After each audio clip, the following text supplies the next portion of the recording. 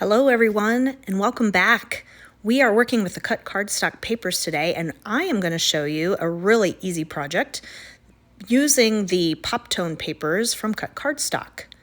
So I'm showing some of the pieces that I've already pre-cut.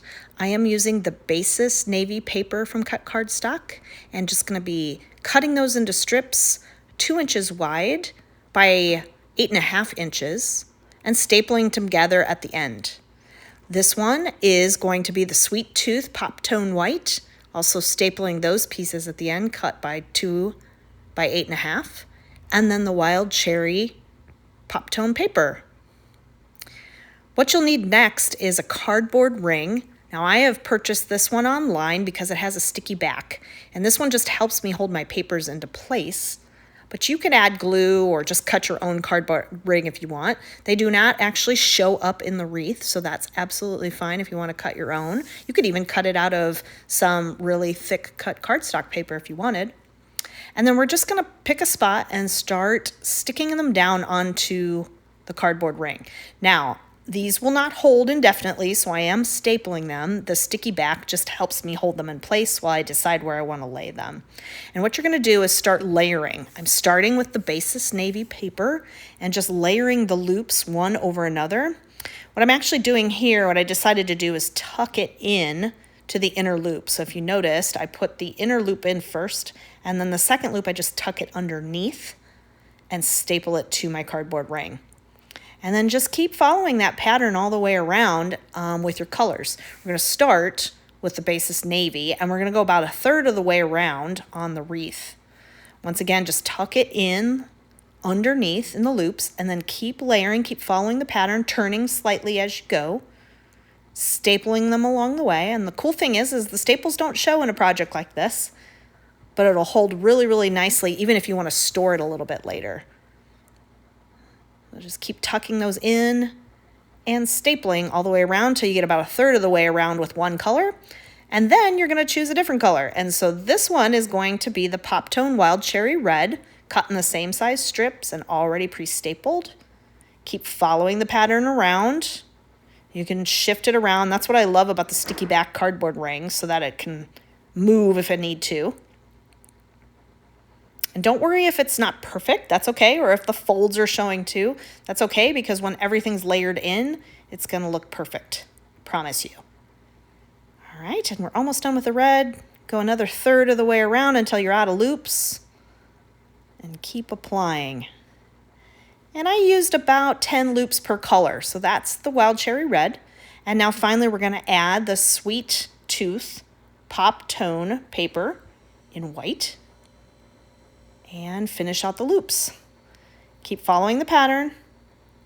Once we get to the end here, you'll need to pull up the loops just a little bit to tuck them in and staple them on.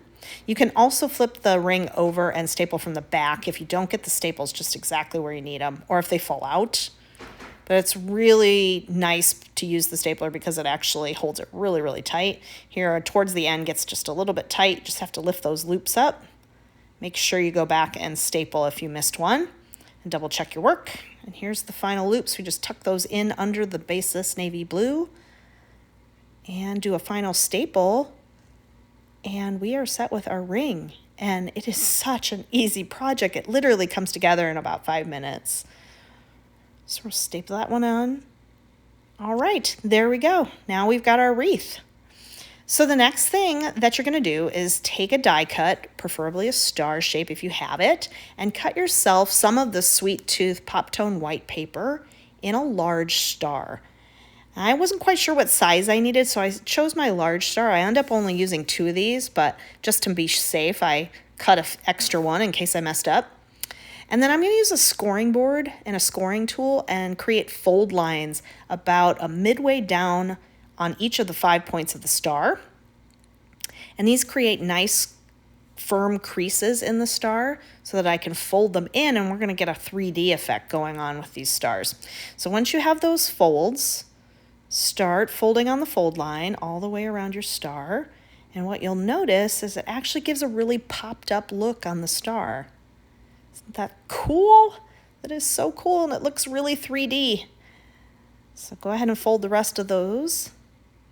And then we'll get ready to decorate those as well. Again, super easy cut and fold. Not a lot of material that you need here.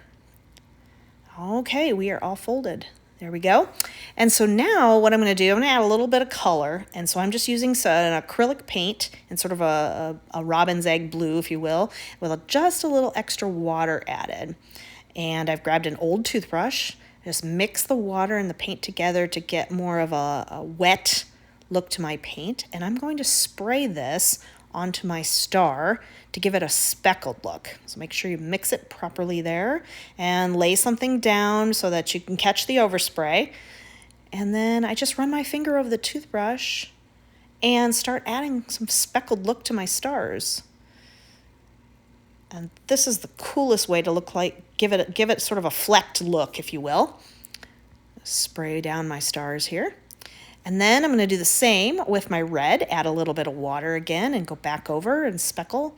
And the great news is if you don't really like the way your paint looks, then just cut yourself another star. So, okay, I've got my assembled wreath.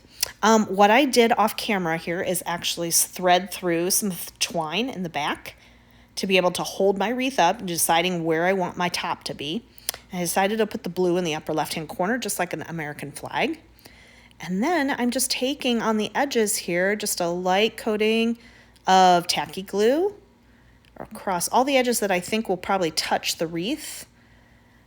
And I'm going to stick it on top of the blue area here. And I decided that my stars were so big, I only probably needed 2 of them.